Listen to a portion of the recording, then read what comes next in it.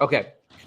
What's up, everybody? Welcome back to another episode of the 10-7 MMA podcast with me, Huzefa, and Justin, the mixed martial artist professional fighter. And we are back after a little bit of a hiatus.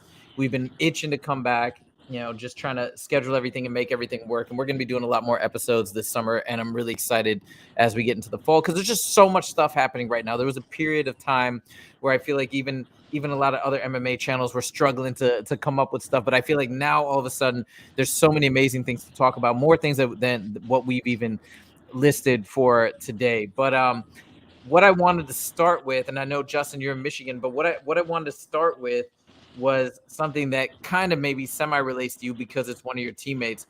What I wanted to talk about first was this potential matchup that seems to be materializing between Francis Ngannou and Deontay Wilder as a possibility. Deontay Wilder showing up at a PFL fight, talking about a fight with Francis. So Justin, like, what are your thoughts? And I'm, not asking you to give away. I know Francis is your teammate, so I'm not asking you to give away anything confidential. But like, yeah, what are your thoughts and how do you see this unfolding? I think this is an incredible opportunity for the MMA world. I mean, you're going to take the world champion of the UFC, Francis Ngannou, arguably, some people will say he's the best heavyweight of all time, leaving the UFC on his decision. His contract was up. He had the option to go back to the UFC. Dana White didn't provide what he needed, so, he made his move to the PFL. I love this open contract idea to where he can still get paid to box, but yet still do MMA under the PFL banner. I think this is a huge fight. Francis is such a nice, humble, good dude. You couldn't wish anything bad for the guy. So I think this is an incredible opportunity for Francis. I think this is an incredible opportunity for MMA fighters that want to follow the footsteps of someone like him. Because again, at one point, I know a lot of people disregard it now because he's not in the UFC, but he is the world heavyweight champion. In my opinion, I mean, I know John Jones is technically, but at the end of the day, nobody beat Francis. After he claimed the belt, he had knee surgery. Dana White just wasn't coming through. I think this is fantastic. How I see it folding out with Wilder is, we're talking about two heavy punchers, two heavy strikers here. That's the thing with Francis and Deontay. It only takes one punch. And so it's hard to put a base on. I'm sure Francis is going to come out as a huge dog due to the lack of experience in boxing. But depending on what the line is, I might take Francis. Like this guy spun out. Now we're talking about, first you're talking about a boxing match, right? And obviously, I think that's what's going to be up there first. And obviously, yeah, it's going to be interesting, but I'm sure Wilder will be heavily favored. But what about the fact that he's having this conversation at the PFL? Does that signify to you? Do you think this is, because this is what I would be excited about. Do you think this is actually possible that they're going to do the boxing match and then Wilder is going to come into the PFL and fight Francis in some sort of a MMA type of scenario? It might not be straight MMA, but some sort of mixed rules. No chance. No chance. You look at some. No, and there's no chance. Boxer, I know I saw it, and it's like Mayweather talking about when he was going to come over and do MMA. Boxers don't stand a chance in MMA. Boxers are boxers. MMA fighters are fighters. It's a huge. I just posted this thing on Instagram of the bill, and I'm not saying boxers can't fight. Obviously, they can fight, but they only have to worry about hands. They don't have to worry about elbows, knees, and kicks. Deontay Wilder transitions over to MMA. He's going to be embarrassed on national TV, and it's just going to show the world how bad boxing really is compared to real fighting. Interesting. So like him talk, because I heard him talk. He's like, "Hey, I think you guys might be a little bit surprised in terms of his MMA abilities." And somebody else was saying, I can't remember I can't remember which fighter was saying this, but he's like, if he can just work really hard on his takedown defense, there's a chance that he could potentially have a shot against Francis. Or you think that's insane? It's fucking stupid to even. Why would Francis take him down? I guess because he's boxing, but chop his legs up. He takes a leg kick from Francis, and the fight is potentially over. Like, it doesn't matter how much he trained for 1 year.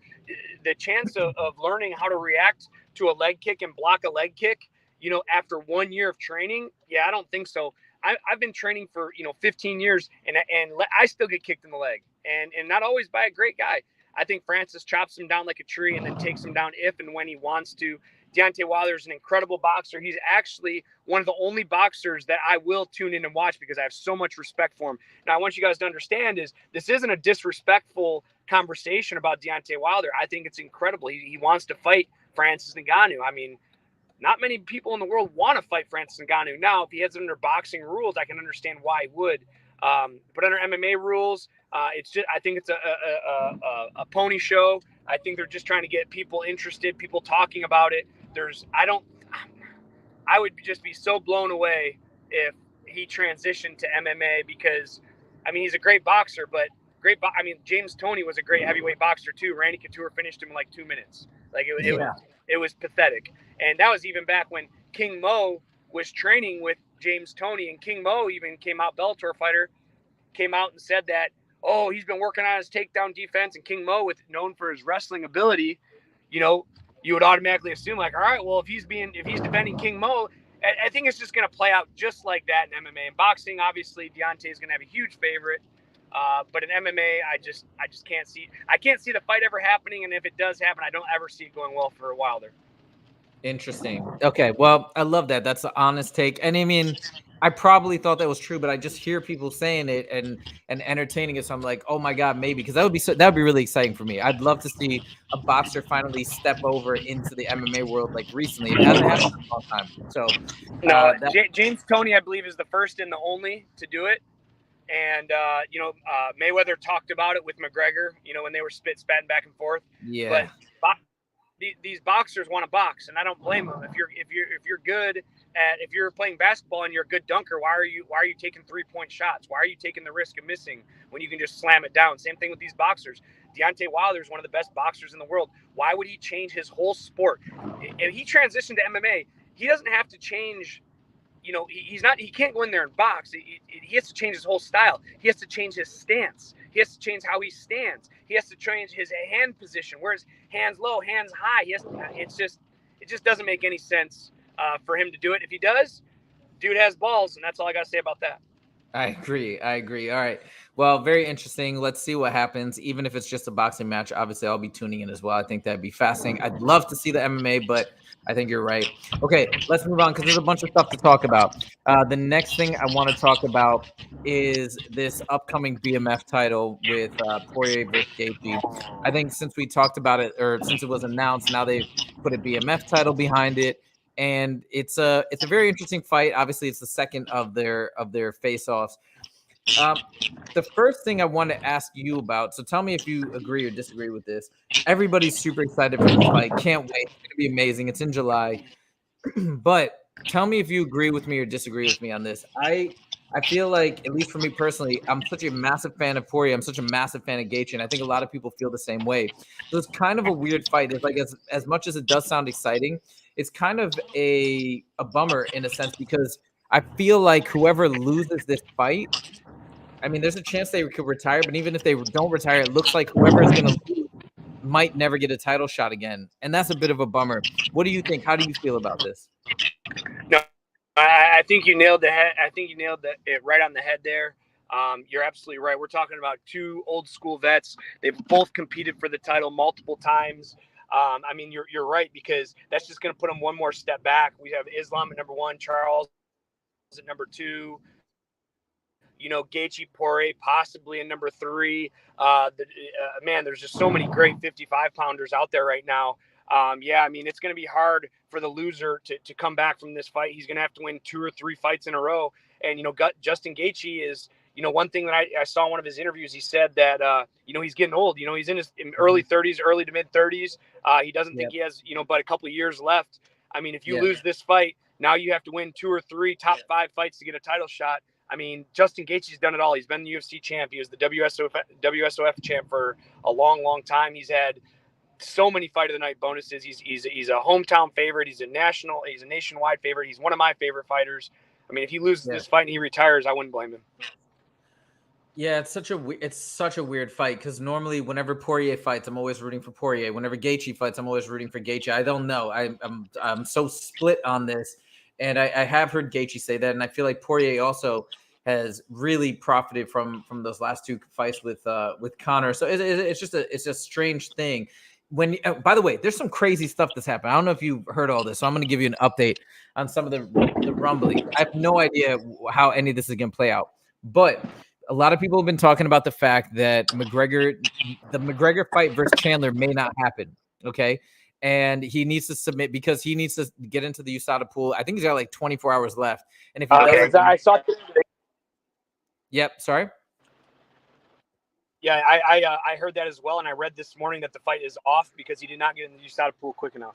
Okay, well then there it is. I mean, he's juiced to the gills. Look at the guy; he's juiced to the gills. I mean, it's not even a secret. Like, just look at the guy. Like, and now that he's not, and then he's denying it. Okay, well, why don't you get in the USADA pool? I'll jump in the USADA pool right now. I'm not even in the UFC right now. And I'll jump in the USADA pool. Like, what's the issue? What's the holdup? The USADA pool, it takes 5 minutes. You know what I mean? They come in, take your piss, and then you're done. That's it. It's not like it's a fucking big drawn out thing. He's juiced up to the gills. He's going to pass on Chandler. Chandler's a bad fight for him. They need to find him someone better that he can pick up. They need someone on their downfall. I mean, Chandler could be on his downfall too, but the thing is, Chandler shows up every time, and that's not good for Conor right now. Okay, so this is what I heard. I have no idea if this is actually means anything, but I heard that since the fight with him and Chandler may be off, and I also heard too that he might be. I have no idea. This is all conjecture. Somebody was saying that maybe he has decided he doesn't want to fight Chandler because there's better, potentially bigger fights theoretically. One thing that I heard that was thrown out now that Oliveira had, and we're going to talk about Oliveira later because that win was amazing. I don't know if you saw the fights, but it was, I loved it. That Oliveira versus Beneil Dariush fight was incredible. But apparently Charles Oliveira tweeted out like a thinking emoji when somebody had mentioned that Conor was theoretically out of the fight. So imagine this. Okay, because Chandler will probably pick up another fight. He wants to fight this year. Let's say he says, fine, he fights somebody else.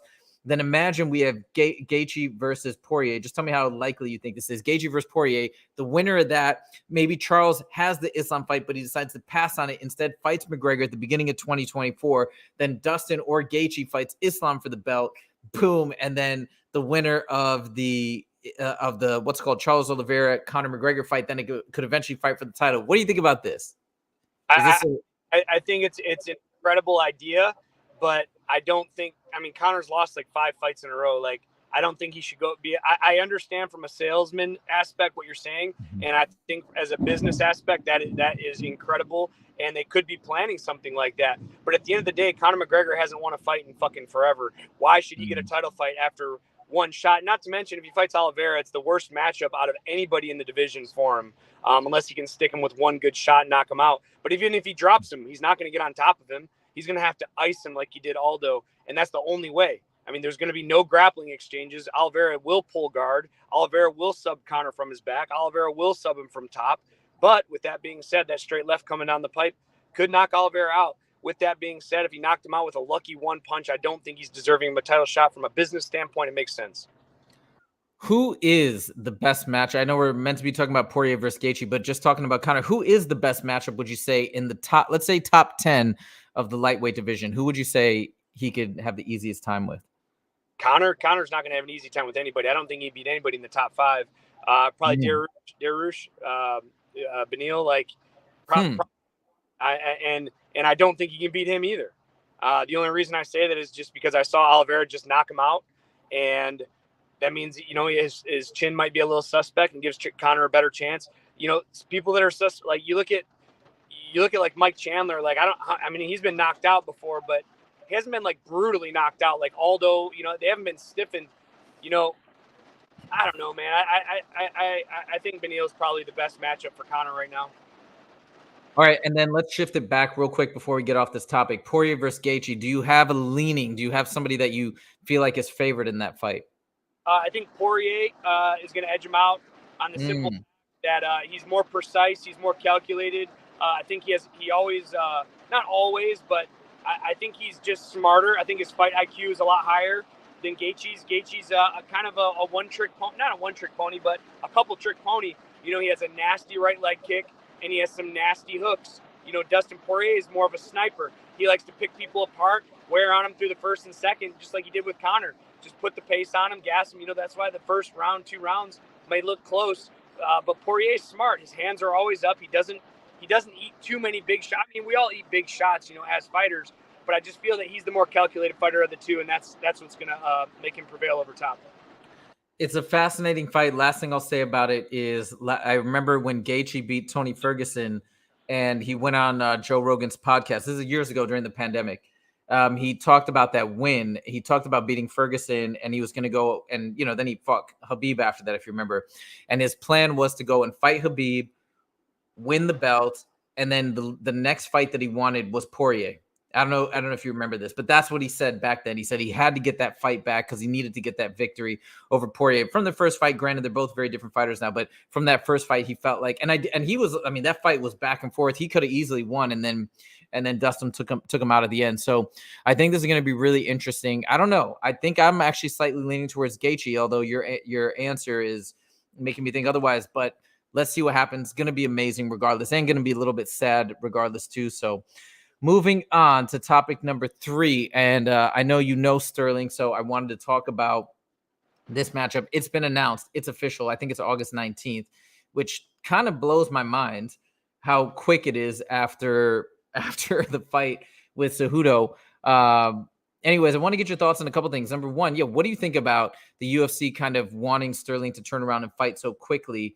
Do you think it's unfair? What do what are your feelings on that? And then I want to talk about who you feel is favored in this matchup and why. What do you think? What's that? Yeah, what do you think about the timing of it? One thing I've learned about the UFC, being in the UFC, being out of the UFC, the UFC is not fair. They don't give a fuck. Like, show up and work when we tell you to, and that's it. I don't think Sterling was looking to jump back in that quick. Maybe he was. I haven't talked to him about it personally. Maybe he was, but that's a quick turnaround for 2 title defenses, and especially fought Henry Cejudo, to me, arguably one of the best of all time, just one of the all-time greats, and now against Sean O'Malley. Now, on paper, I don't think Sean holds a candle to Sterling, but I've said that with Peter Yan. I said that with Pedro Munoz, so I'm going to keep my mouth shut on this one. I'll say it like I've said 3 different times before. I don't see what O'Malley has for these guys, why they're struggling so much. They just, when they fight him, they just look different. Like Peter Yan, man, it's like, I thought Peter was going to finish him in a couple rounds. Munoz, same thing. Munoz has fought some incredible guys, and Sean O'Malley just keeps finding ways to win. And, hats off to him. And it's one thing you got to do in this game. You got to find ways to win. And he keeps proving me wrong every time. Do you think it has anything to do with the star power and the pressure of fighting him? Do you think that's what's playing into, like, Peter Yan maybe having nerves, or do you think there is something strange in maybe his frame or his style that's throwing people off, that he's too awkward perhaps? And that could be a thing too. It could be awkward. I know every now and then an amateur fighter will come through the gym that's never fought before, and they have this weird like Taekwondo or Capoeira style, and sometimes I get hit with big shots. I just sparred at a gym in Richmond, Michigan. I sparred one of the instructors, and he landed a lot of big shots on me, because it was just unorthodox. He had a lot of weird off-angle stuff, and maybe that's it. I'm not sure. I don't know Sean better than anything, so I've only met the guy a handful of times. He's always been super nice to me. I have nothing bad to say about him, but I just don't understand why he keeps winning. Well, I'm interested to see it. I can't wait. I am a Sean O'Malley fan. I'm actually a big Aljo fan too. I think Aljo is a really fun fighter to watch, and I like his interviews. I like his YouTube channel, so I'm excited for this fight. I do have to say, it feels like most MMA commentators are leaning towards Sterling fairly heavily, it seems, but we'll see what happens, and I can't wait to see what happens. And if O'Malley does win, which does appear to be, I guess, maybe it seems like what the UFC wants, is going to be crazy. It'll be completely insane, but we'll see what happens in that fight. Okay, next I want to talk about one fight from last weekend. Obviously, we had Amanda Nunes retire. Amazing. Lots of all the Canadian fighters were incredible. I really enjoyed the card. I wasn't so sure what it was going to be like, and I watched it in Dallas with a couple friends, and I thought it was so much fun. But the fight that took the cake was Charles Oliveira versus Beneil Dariush, and most people were picking Beneil. I thought Beneil was likely going to pull it out too, and he looked pretty good at the beginning. Then Charles Oliveira looked so good on bottom, stayed in there. It was wild. Knocked him out. First of all, what did you think of the fight, or have you had a chance to watch it back in detail? I haven't seen the fight. You know, it was one of those fights that I stayed away from. You know, I was looking at the betting lines going out. I knew I wasn't going to be able to watch the fight, but I wanted to see the lines. And there was some movement on the line. You know, it was just one of those fights. I thought, you know, Dariush, you know, here's his opportunity to fight one of the best. He's been wanting it. Here he goes. He has it. And he dropped the bag, unfortunately. You know, and the reason I didn't bet it was because I didn't know what Charles Oliveira showed up. If world champion Charles Oliveira shows up, he's hard to beat for anybody. And, you know, if he gets focused and when he fights Islam again, like, I mean, you know, he's going to be an underdog. You know, he's going to be an underdog. I think there's value in betting that line. But as for right now, I mean, to finish Dariush in the first round, it's Dariush's. This is his chance. This is his opportunity. I mean, Charles is on it, and he shows up like that again, Islam might have some problems. Dude, it was so crazy, and like I said, I was feeling pretty confident that Beneil was going to win. Not saying anything negative about Charles Oliveira, but as I heard more and more people talk about the matchup, it seemed to favor Beneil. But Charles, man, pulled it out, and it's one of those fights where, like, I thought Beneil was going to win. I was kind of excited to have him win to a new matchup for the champ for Islam. But at the end of the day, you just want to see, because they're both such fun fighters, you just kind of want to see the better man win. And I think Charles showed that on that night he was the better man, and I was thrilled for him. I thought it was exciting. But I got to ask your opinion on this. Okay, I'm going to tell you how I feel. When he got on the mic, and this is the first time I ever heard Charles Oliveira, actually second time, but first time in a cage setting where he spoke English. He's been working on it. Yep. And he said, "Hey, what's up, everybody?" Like, he said something like, "Thank you so much. I love you all, blah, blah. My English, I'm working on it." But, like, I love that stuff. I love it. I'll admit, as a English speaker, for some of the fighters, when I can't understand them and you have to hear them through a translator, it's tough to connect from a fan perspective. But as soon as you hear them, even like with a little bit of English, like I remember Wei Li recently started learning and speaking English, or even back in the day when Khabib started speaking, like, you can see that personality. It's so much more fun. And I got to say, just having him go out there and have a little bit of English, or you can see that he's trying, I just got me so much more excited to see him and to, like, hear more of his interviews. Like, how do you feel? Like, do you feel the same way as a fighter, or you're like, I'm more interested in just watching them fight?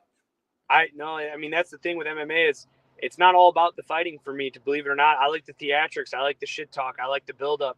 I actually like that almost more than the fight. Remember, the fight's only 25 minutes. The buildup is 2 months. So you're not gonna catch. I don't tune into fights. That's why I didn't watch the Oliveira Dariush. It's like there was no buildup for me. It's just two good fighters going to fight, and it's gonna be, you know, a fine fight. I mean, you know, whatever happens in the fight, I've seen happen 1,000 times. Now you look at someone like Conor McGregor, who has an enormous amount of star power, and I don't care if he's fighting an amateur fighter. He's going to build that fight, and I'm going to tune in. Like when he fought Mayweather, like, what a joke. He's fighting one of the best boxers in the world. But I bet you tuned in, and I know I tuned in. But Charles Oliveira and Dariush is a much better fight than that. But I didn't tune into it. I didn't care because there's no buildup behind it. And I guess the WWF, you know, fan in me that wants that whole buildup to like SummerSlam or whatever the WWE pay-per-view is at that month. And that's kind of how I like the UFC. And I just get way more into the fights when they're emotional. So to go back to your original question, him learning English is incredible, because although he's starting off on the mic, it's like, all right, now if he continues over the next year or two, now he's going to be talking shit on the mic. So that gets me excited for Charles Oliveira. And even maybe he won't even talk shit, right? Maybe he'll just go out there and be himself. But even then, I can't explain it. It's so much more exciting. And going back to your point, you know, I'm not a fighter. I love the sport. I love to train because it's a blast. But even hearing the other elements, like you said, the buildup, but the buildup doesn't necessarily have to be just smack talking. It can also be, for me, just listening to the process, the game planning, the struggles that they have to overcome. That stuff is so fascinating to me. And like you said, almost more fascinating to me than, in some ways, than the actual fight, just hearing that journey, because I can relate to it as an entrepreneur. So I just can't wait to hear more about who Charles Oliveira is. And because everybody says he's like the nicest guy in the world. So anyways, that's super cool. And I can't wait. Okay. There's one more topic that I want to talk about. It's a little bit of a touchy topic, but it is news today that just came out. And I did want to talk about it since we've sort of been talking about Conor. Apparently, there's allegations out now that everybody saw the clip that went viral. He was at the Miami Heat game and he knocked out the mascot. That was a planned skit, so that was all good. I think it just something happened. The guy had to go to the hospital, but that was a planned thing. Now it comes out this morning that there was a sexual assault allegation. Again, I don't know. I just read a single news article showing, kind of talking about what happened. Something happened allegedly in the bathroom at the stadium. Okay. And it involved the security guards and all this crazy stuff. This is, I think, just the victim account. But I don't know. I'm kind of like speechless about this, like, because I know this stuff came up in his past before. He denied it, and I think that essentially it was decided that it was not a legitimate case. It's my understanding. I don't remember exactly, but then now it's coming up again, and it's really tripping me out. I don't know. Like, what was your reaction when you first heard this? You know, it's you look at guys like Conor McGregor and Kobe Bryant, and I mean, the list goes on and on. These guys are worth hundreds of millions of dollars. They can get any woman they want at any time. You know, unfortunately, and unless I know or see the specific, I hate, like, there's so many women out there, and they can get mad at me for saying this, that are looking for a paycheck. And I don't know what he did, so I'm not saying he didn't do what he's being accused of, but you know, we're in America. You're innocent until you're proven guilty. And until I know more of what happened, and I'm sure it will come out, I don't want to speculate whether he's guilty or not, because for all I know, he maybe yelled at some chick and she didn't like it, or maybe he brushed up against some chick and she's like, "Oh my God, he touched my butt," or "He touched my tits. Oh, I want a $5 million payout." And then he'll be like, "How about I just give you $1 million just for you to shut up?" Okay, no problem. Boom, $1 million, and it's all over. So, you know, unfortunately with these, you know, these high, like when Kobe Bryant was accused of that shit, like a girl went back to his hotel room. Like, I mean, I'm 33 years old. If a girl goes back to my hotel room, you know. I get you. Yeah. And and here's the thing, you know, I'm sure we're going to find out more. And I get it. Like what you're saying is basically there's a theoretical like target on his back. We understand that. And obviously we also need to see what comes out. We're, you know, totally this thing could be 100% legitimate. And that would be really sad if that's the case. And we're going to wait to see what comes out more. The only thing I'll say on this is, God, it's just so sad if this did happen. It's just, I don't know what to say. It's like, I don't know if you've seen the other videos or people talking about Conor in the last interview with Ariel Helwani that he did in Dublin. Like, a lot of people have been talking about that, a couple different channels, basically saying that Conor looked like really out of control. It seemed to be really on some substances, because the way he was talking. And I watched that interview twice, and it is, I don't know. I think the only thing I would say is, if all this stuff is happened and in combination with the all this excessive partying, I don't know. It's just a bummer. It does appear as though maybe he might be unraveling a bit. But I guess, like you said, we don't know the full story. We're still trying to figure it out. It's just something I wanted to talk about because it just came in the news today. So let's hope that for everybody's sake, for the victim's sake, for, you know, that things get resolved. And that's one of the things too. It's people are jumping to conclusions. People are online right now spreading it as of right now he's 100% guilty. Oh, he's a fucking piece of shit. Look at this. He was accused of, like, listen, if it happened, I totally get it. But I think everyone needs to chill out and wait for all. And again, I'm not saying that he didn't do it and this girl's making it up. I don't want that to be a misconception. He may have. I don't know. I wasn't there. Yeah. So, but I don't think people need to making personal assumptions and criticism for something they know absolutely nothing about. Me. So, you know, I really hope he didn't. I think Conor McGregor is incredible for the sport. I mean, he's uber rich. He's a good looking guy. He's in great shape. I really hope a girl wouldn't try and ruin his career for some paycheck. But, you know, at the end of the day, we'll find out. Yep, exactly right. Okay, well, let's see what happens on that front. And that's pretty much it. That's all we wanted to cover for today. We're going to be back in production with a bunch more episodes this summer. There's so many incredible fights this year. Even the Ultimate Fighter, that's a big deal too. That's been going on. I know, Justin, you got a chance at one point to train with some of the guys, so that's super cool. But I've been watching it every Tuesday, and it's the Ultimate Fighter is not like totally my cup of tea in terms of this aspect of the sport, but I'm watching it. Connor's there, Chandler's there. So it's pretty cool. So we got a lot of cool stuff coming up this summer. Thank you guys so much for joining. Everybody, thank you for the comments, for the love, and keep spreading the word. We're going to be coming out with tons and tons of really good content. So thank you so much, and we will see you in the next episode. Take it easy. Later, Justin. See you later, man. Peace.